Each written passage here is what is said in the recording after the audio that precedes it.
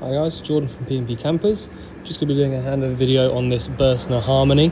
So it's based on the 52 plate, so 2002 Fiat Ducato. So under the bonnet we've got your engine battery on the left hand side, power steering fluid here at the front, brake fluid attached to the servo just down the back. Your engine oil filling point is this yellow topped one here, and the engine oil dipstick is this one just here. You've then got your fuses and relays behind this little box here. Engine coolant sits in this reservoir at the top here. You can see it's at the perfect level at the moment. You always check the coolant level when the engine's cold. Air filter sits inside this little box up here, and your washer fluid gets topped up through this one here at the front. You have got air conditioning on this particular model as well. So you've got a couple of pipes just along here at the back, which are for your aircon. The refill points are just down here, so you've got these two just down here. You've got the aircon information, the chassis plates just down here as well, and that is about it for under the bonnet. So the diesel filling point is this one just here on the front near side. So you push that little lever there on the left hand side to get it to open up, and you will need your ignition key to get that to open.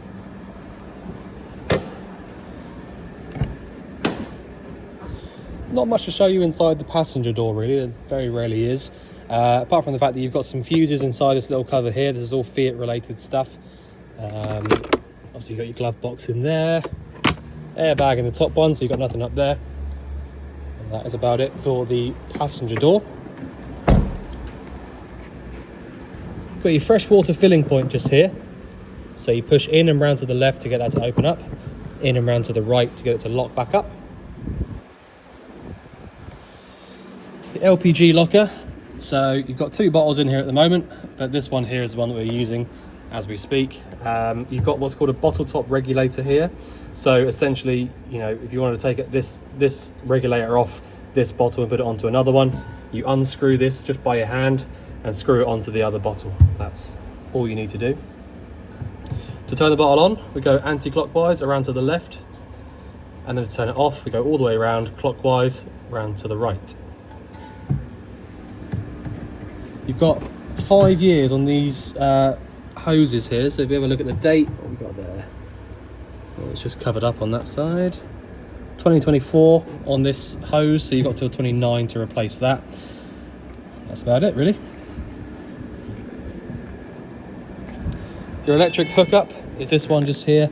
So hookup's plugged in at the moment. You can see that's going to be powering up any mains powered appliances inside the van, which I'll show you when we get inside, but that is where your mains hookup goes in. And underneath here we've got your wastewater drain off point.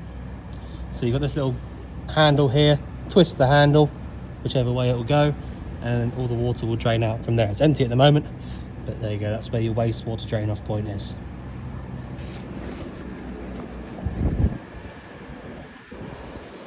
Toilet cassette locker, this is a Thetford toilet cassette. You've got a freshwater flush on here as well, so it means that you haven't got any separate flush fluids to worry about or to top up. So it does mean that you will need to have a little bit of fresh water in your tank in order to flush the toilet, so just bear that in mind, but otherwise that's about it. To take the cassette out, you lift up on the little yellow tab down here and then pull the cassette towards you. Once you've got it to here, you'll be able to take the cassette all the way out, and then all you need to know really is that you empty it out from here. So this twists around, and then you empty it out from there. When you're emptying it out, you need to hold down this little yellow button here at the back, and that's it. When you go to put this back in, about a cap's worth of blue fluid goes back inside the cassette. Give it a little swish around, and then guide it back in until you hear the click. And that's it. Very, very straightforward. So at the back of the van, you've got your ladder here on the left-hand side. Not really much else to show you on the back of the van, to be fair. The bodywork is all in very nice condition, all looking very good. But yeah, ladder up there. On the off side of the van, there's not much to show you on here, but you've got well, a couple of things. Not really any sort of lockers that I need to show you, like the gas locker and all that, but You've got this large locker at the back here, which is basically just for storage. So you've got loads of bits and pieces in here. You've got the jack and wheelbase kit just here. You've got some leveling chocks in there, and your awning winder is in here as well. There are a few other bits and pieces in there as well, all just stuff that the previous owners left behind, just handy little things to have. So have a little look through that, and I'm sure you'll find that there's some goodies in there. The locker itself keeps itself open by this little handle here, you can see. So that comes up from the bottom and just holds it in place. There you go. So this little vent just here that says Truma on it, this is your heating and hot water vent. So that's your boiler vent. So if you wanted to double check that the boiler was definitely working, you can put your hand underneath this and feel the hot air pumping out. You got your awning light just there underneath the awning. The awning winder goes in to the left hand side of the awning at the back here. Wind it out. I have got a video on the actual channel just to show you how to use these awnings, so if you want to have a little look at that, obviously you can. See, I can't show you it on the video now because I've only got one hand available, so it makes it a little bit difficult, but it essentially just winds out, and then you drop the legs down from inside the actual awning face itself, and it's yeah, pretty self-explanatory from there really. But yeah, you got the awning light just underneath, just here. You will have a switch for that, probably just inside the door. There you go. So this switch just here is your awning light switch. Okay. Right, just here to the left of the habitation door, you've got two vents. So these two vents are both to do with your fridge. So if you ever needed to get to the back of the fridge, then you can do that by taking these vents off. Fingers crossed you'll never have to do that, but it's just mainly for our sort of, you know, engineers to sort of do servicing on the fridge and find any faults out. But yeah, that's the back of the fridge basically. Inside the actual van itself, I'll show you through all this stuff in a minute. This is all to do with the heating and hot water. This switch just here does a light over there, so you can see what you're doing when you're getting in the van. And that, to be honest, is about it for the outside of the van. So I'll just jump into the cab. So in the cab itself, you've got a fairly good spec actually, to be fair. This particular age of cab between sort of 2001 and 2007, generally speaking, they were really quite basic. They didn't normally have very many nice extras and things. So to have a van that has got the nice extras on it means that it has been spec'd up pretty nicely from standard. So you've got little things like obviously your electric windows. You know, whether that was an optional extra back these days or not, I'm not sure. But you've got the electric adjusting mirrors from here as well. So you literally just select which mirror you want to move and then move this around like a little joystick. Your bonnet release handle is just here above the clutch pedal. You probably can't see it on the video, but it's just there. You've got your lights and indicators from the left-hand stalk just here. And your headlight adjustments is this little one down here at the back. Okay. You've got the 5-speed manual gearbox. You've got a couple of things down here as well. So you've got some sockets. So you've got a 12-volt socket down there on the right. You've got another 12-volt socket just here. And then you've got your air conditioning switch from here, which is a definite something back in those days was not an optional, was not a standard thing, sorry, that was an optional extra, which probably wasn't very cheap back in those days either. So air conditioning from that one there. You've got your heater controls there in the middle, which I don't really normally explain because that's just easy stuff. You don't need me to explain that. Hazard warning lights from that switch just there. Fog lamp, I think that's a front fogs, that one there, might be wrong, but there you go. And then obviously just your standard head unit. Now I think that the Blaupunkt ones there are the original one. So, you know, whether or not, I mean, you might find that this works absolutely perfectly for you, but if you wanted an upgrade on that, obviously you can just go for any sort of standard single din unit anywhere, like Halfords do those for you. We can fit them if you like, but we don't, it's not really what we specialize in. But there you go. So that is the cab. Not much else to show you in here. So what I'm going to do is I'm going to swivel round and show you into the back of the van. So a big plus side to a lot of these motorhomes is the fact that you can actually stand and walk through this gap into the cab. Now both of these front seats do swivel round, so you can swivel these front seats around and have it as like a nice sort of dining area, if you like. Sort of more comfortably sit more people. But obviously, as you can see from the layout, you've got this nice long single seat here. Well, it's a double seat really. 2 seats in the front, 2 seats here. The table itself will come this way a little bit and then fold open a little bit further as well. So you can make the table even bigger, even though it's quite a big table already. But yeah, so that's the sort of front layout here. The table itself as well, just so that you know, the table itself is on this sort of clever little leg system, where essentially you can drop the table down to a half height, and then that's how you would end up making the bed here. So you use this table at half height to pull this seat forward and make it into a nice big bed. So first things first, I'm going to show you a couple of little bits and pieces, little odds and sods, and then I'll show you through the control panel. So you have got a solar panel up on the roof of this van, and the actual solar controller, if you like, is this little unit up here. It's a solar regulator. So you haven't got to do anything with this. I'm just sort of pointing out to you that that's where it all is. So, you know, essentially the power comes down from the solar panel and then it gets diverted off to both batteries. So both engine and leisure batteries get charged up from this solar panel, which is always a good thing. So really, it means that you shouldn't really have to worry about your battery voltages on a day-to-day basis, especially when it comes to sort of storing it for a little while. You know, if you had it in storage and you didn't have a solar panel on the roof, then really you need to just keep your eye on the batteries all the time. But in this case, because you've got the solar panel and it's charging both batteries, it's just not really something you have to worry about. So yeah, it's always a nice thing to have. So that's in those upper cupboards. Just trying to think if there's anything else. Wardrobe here, you've got some paperwork. The brown folder down here is where all of your paperwork is for the van.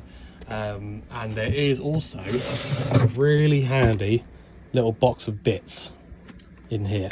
Okay, now this is super handy. We don't always see this, but previous owner of this vehicle has obviously kept all of these little nice extra bits and bobs for this particular van. So if you do get any problems with anything, I mean, obviously you can give us a ring for any problems at all, but you know, if you were feeling confident and you thought, all right, I'll have a little look at that, have a little look in that red box in there, because I'm pretty sure there'll be parts for nearly everything. So yeah, right, so I think that's about it really for the little extra bits and pieces. So what I'll do is I'll just run you through the control panel. These Burstner control panels are very straightforward. There's not really a huge amount to them, but obviously I'll run you through it. So we've got on the right hand side here, we've got a little gauge at the top here. This is essentially your battery. It's essentially telling you how much power is being used or put in to the battery at any one time. So where it says Laden there, obviously this is in German, but Laden and Entladen is basically is the battery being is there too much power being drawn from the battery, which is where it would go into the red, or is there sort of a perfect level. So essentially the reason that you can see that it's absolutely dead straight at the moment is because we've got power on the back of the van. All right, so we're using lights. So if we didn't have anything charging the battery up, you can expect that that little lever there will go down into the red because we're using power. But because we've got the electric hookup plugged in, which is this little symbol here that's lit up, the battery is actually at the perfect level. It's not, you know, there's not more power being taken than there is being put in. So that's why it's at this sort of dead straight point there. Okay, you've got your main sort of 12 volt isolator here. So if I turn this off, everything 12 volt related will turn off. So that's all of your lights, any sockets and things like that. When I say sockets as well, just to be clear, I'm talking about these kind of circular sockets like these ones. These are your 12 volt sockets. This one here to the right is more of a mains socket. Obviously this is a continental one, but there might be some sort of normal household 3-pin sockets around as well, which are the ones that I'm talking about. You know, they're the ones that the mains cable power up. But anyway, so you've got your main 12 volt isolator there. This one here that's lit up yellow just basically means that your hookup is in and working. And then to the left there, you've got your water pump switch. So you've got what's called a submersible pump in here. So a submersible pump sits inside the water tank itself, and essentially what it does is it works on 12-volt power. So every single tap, everything that draws water in this van has got what's called a micro switch inside of it. So for example, with this tap here in the kitchen, you've got a little micro switch inside the tap just about here.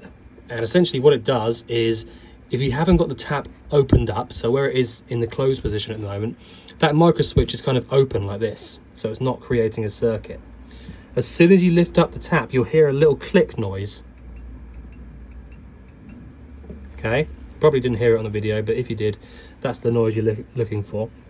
And all it is when you lift the tap up, it's touching the micro switch together and telling the pump to run.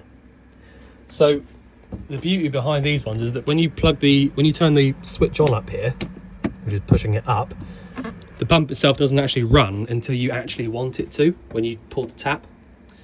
So yeah, that's a nice thing. You know, a lot of the other ones work on pressure, so you know, if you've got a leak somewhere and it's always up to maximum pressure, then you've got a really bad leak. But in this case, because the pump will only run when you actually lift the tap up, you don't really tend to get bad leaks anywhere. So anyway, so that is your water pump switch just there. So push it up to allow it to turn on, and down to switch it off. In the middle, you've got your timer, so your clock, and then you can set timers and have a look at the temperature and stuff like that. The internal temperature one, as you can see, is not very accurate, I'm afraid. To be completely honest, there's not really anything we can do about that, unless it means, you know, taking the whole thing to pieces and resoldering stuff. So you'll have to kind of bear with that. With the heating, it's all sort of separate. It's on a separate system, which is this one over here, this little thermostat here. So it's not particularly important anyway. The outside temperature one looks like it's working because that's 13 degrees. That seems about right. I've got the heating on inside the showroom at the moment. So, but there you go. So on the left-hand side here is probably more important really. You've got a couple of gauges. So the one in the middle here is essentially just an alarm which will come on if your leisure battery gets too flat. So it'll just light up red if your leisure batteries are going flat. Otherwise, you've got your fresh and wastewater levels. So if I push up and look at the bottom gauge, we've got an empty freshwater tank. And if I push down, we've got an empty waste tank as well. Okay, so that is our fresh and wastewater gauges. That's the bottom scale on that little gauge up there. And if we look at the left-hand one here, we've got your battery voltage indicators. So if I push up, we've got your engine battery voltage, 14 volts, that's perfect. And down is our leisure battery voltage, 14 volts as well. Now that is basically telling us that we've got a charging voltage going in, because we've got the electric hookup plugged in. Both the batteries are being charged up, and you know, 14 volt is about the perfect level for when a battery is hooked up and charging. When you haven't got the hookup plugged in, you expect both the batteries to be around 12 to 13 volts, or even maybe a little bit less than that. And that is just perfect. You can see on the gauge, it does actually show you that it's below 11 is when you need to start, you know, worrying about charging it up again. But yeah, pretty straightforward stuff really. So that's the control panel. Very, very simple, not much to it really. So what I'll do now is I'll start running you through the appliances. So we've got a 3-burner hob over here in the kitchen, and you will need an ignition of some sort to light any 3 of these up. So a long reach lighter is normally what I would recommend. And you know, there's not anything more to it than that. You literally just light it up and that's it. Obviously you've got your sink just here, as I said. So this is your sort of hot and cold tap. Now, when it comes to using the boiler, which I believe is in here. Yep. Oh no, it's not, sorry. It must be under the bed just there. I'll get back to what I was just saying just then. You've got a couple of gas isolators in here in this lower cupboard below the fridge. So the top one is the fridge isolator, and the bottom one is the heating gas isolator. You haven't got to do anything with those unless you think there's a problem with a specific appliance. So you don't need to turn those off every time you get out of the van. But yeah, so back to what I was saying. When it comes to using the boiler, okay, you have got something that you need to make sure of. Before you start actually trying to light the boiler up, you need to make sure that the boiler is actually full of water. So if I just lift the bed up a little bit so we can see. Let me just fold this over, sorry. Probably should have done this before I started the video. So, if I drop this little thing down here into there. Right, sorry about that. So you've got this little handle here that comes down from the bottom of the bed to allow you to sort of lock it into position like this. And that then allows you to see the boiler properly. So the boiler itself, obviously this is all related to what I was just saying about the tap there. So the boiler itself has got these two little drains on the side, okay? Now, you've got a little yellow one at the back, which is essentially just like a little lever, and you've got a red one further towards the front. So if you want to drain all of the water out from inside your van and inside the boiler, you need to push the little red lever down, the little red button down, which is where it is now. So at the moment, I can't push that down any further, okay, because that's in its open position. And the one at the back, the yellow one, I would need to lift that upright. So if I just do that, like that. So that, as you can see at the moment, that is essentially your fully winterized mode. Okay, so that's how you would winterize the van. You push the boiler drain down so it drains all the water out from inside the boiler, and you'd lift the little yellow tab upright so that it drains out all the pipes. Okay, so in order to use the boiler, in order to get the water hot, as you can probably work out, you obviously have to have some water in the boiler. So to do that, to actually fill the boiler back up, all you need to do is pull the yellow lever back down to how it was before, so laying down flat, and then lift the little red tab up. So now, as you see it, the yellow tab is laying down and the red tab is lifted up. Okay, so now any water that I send to the boiler will stay inside the boiler and it won't drain out onto the floor. Okay, so this is what you will need to do. I'm going to leave it like this actually because it's empty at the moment and I haven't got any water in the fresh tank, so there's no way that I'm going to fill the boiler up. But when it comes to refilling the boiler, this is the sort of position that you need to have these two things in down here. When you want to drain them out, as I said, red button goes down, yellow tab lifts up. But for the time being, the next time that you get into this van, in order to use it and you want to get the water hot and use the heating and all that sort of stuff, you're going to need to have it in these positions anyway. So I'll leave them as they are now. Once you've done that and made sure that you've got some water in your fresh tank by filling it up on the near side there, then you can turn your water pump on and come over to this tap here and lift the tap up on the hot side, which is always to the left. Okay? Now I'm not going to do that because I haven't actually got any water in the tank and the pump will kind of just run on and run on. But if you had already filled up the fresh tank a little bit and you want to fill the boiler up in order to use it, that's what you would need to do. You need to lift the tap up on the hot side of the tap and then essentially just wait for the water to start coming through.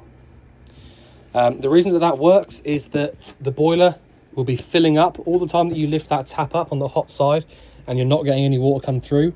It means that the boiler is filling up. And as soon as you start getting water come through the tap on the hot side, it means that the boiler's full and it's got to pressure.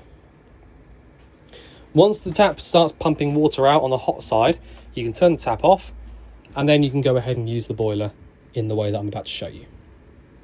Okay? So the boiler itself, you've got what's called a Truma Combi boiler, and essentially where it says Combi, it doesn't mean a combi like a household one. It just means that it does the heating and the hot water. So you haven't got a separate heater and a separate boiler, it's all just in one unit. So essentially to use it, you've got a little gauge here, a little dial, which if you go up once or up twice, you've got hot water only, and that's either on 40 or 60 degrees. If you go down once, you've got heating only. And if you go down twice, you've got heating and hot water. Okay, so that is basically your 4 options on the boiler. Now the little green switch below that is a mains powered thing, and that is essentially if you want to heat the water up via the mains. So if you've got the electric hookup plugged in like I do at the moment, and you've got the boiler full up of water like I've just shown you, then you can switch this switch on here, it will light up green, and that will just start heating the water up via the mains element. And that is it. It really is as simple as that. It's not really much to it.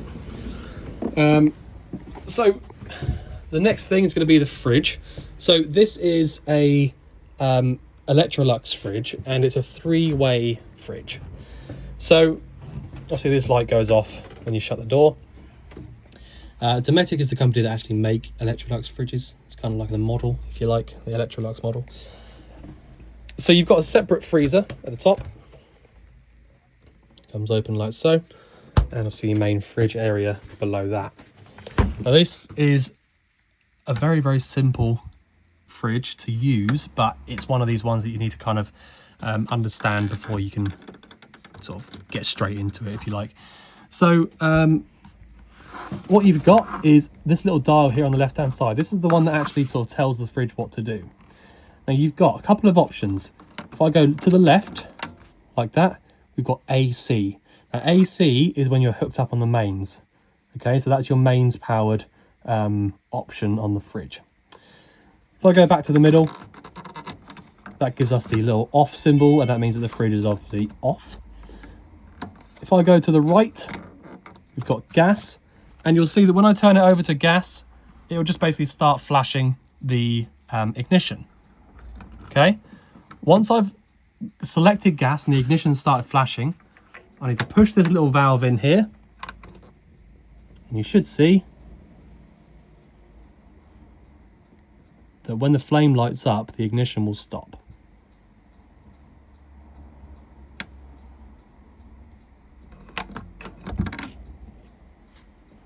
Just give it a minute. I've only just turned the gas on before the video, so it's quite normal.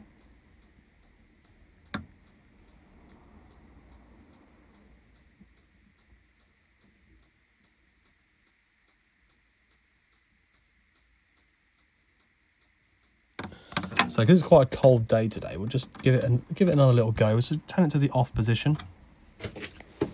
And just make sure that I haven't got any other gas isolators. I already checked that one down here, didn't I?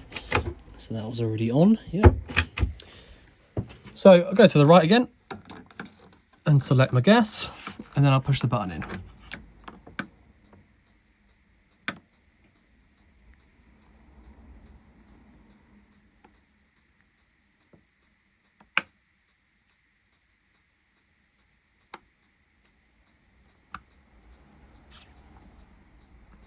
Now, of course, this is playing up now on the video, and it wasn't about 40 minutes ago. So I'll have to have a little look. I'll just have a little look in the gas locker just to make sure that we've definitely got it on and there's no other isolators. And if it is, then I'll obviously have to have a little look at it after the video.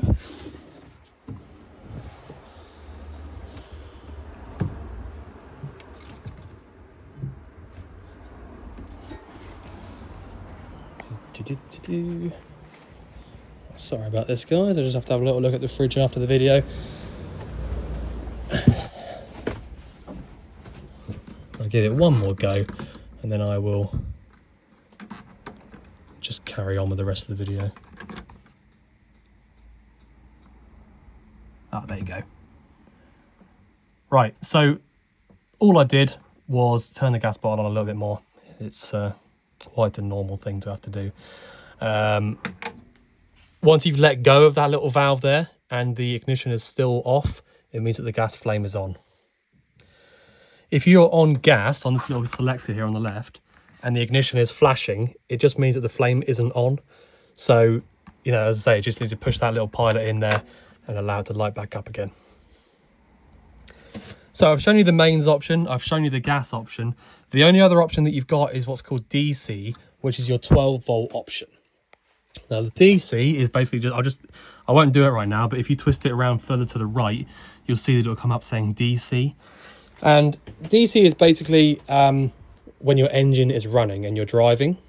So the idea behind the fridges is that you need to get the fridge cold first, either on the gas or on the mains, and then select DC just for when you're driving. So the DC is only really powerful enough to keep the fridge cold as you drive. It's not really powerful enough to get it cold from scratch. So you just have to bear that in mind. And as I say, because it works from the engine, it will only work when the engine's physically running. It won't do anything at all unless the engine is actually turning over. So I'll just do that now, actually. So we can see right at the bottom there, DC. Okay, and as I said, that's not going to be doing anything at all right now because the engine isn't running. And so, yeah, you get the idea. So just, there you go. Slip straight back up again on gas, so that's fine.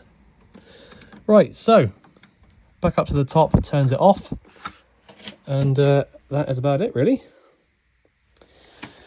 So you've got a TV locker in here, so you can take this little thing out just here if you want to put the TV on that. The TV that's in here at the moment is actually on this other bracket, so you can pull that out just there, as you can see. You have got a TV aerial booster at the back of the locker there, which is the one with the red light on it. But yeah, this is all very self-explanatory stuff. I don't really go through this sort of thing. Obviously this will close over if you push the TV back all the way. It's a sort of certain way it needs to be to close it over. But anyway, so yeah, the last thing is going to be the bathroom. So the bathroom itself is very, very self-explanatory again. You've got the 12-volt tap just here. Okay, so you literally got blue and then red. So essentially you just turn it further round to get hotter water. Very simple. The toilet is normally the only part that I actually have to explain because it's the only bit that you might not have used before. So the Thetford toilet cassette, as I said on the outside, you do have to have a little bit of water in the fresh tank in order to flush it. So where I've got the tank's empty at the moment, so it won't do anything at all when I press the blue button. So you will need a little bit of water in the fresh tank in order to use that. But essentially, once you've gone to the toilet and you've put a little bit of flush fluid around, pull the little grey handle here towards you, and that'll open up the flap into the cassette. And then all you need to do from there is push the handle back. And that is honestly all you need to do to flush the toilet. You've then got your shower in here. So you've literally got a hot and cold tap down there at the bottom and your shower head at the top. It doesn't get much easier than that. So I think I've covered everything. I don't think I've missed anything out. But if I have, or if there's anything you want going over again, just let us know. Otherwise, I look forward to seeing you soon. Thanks very much.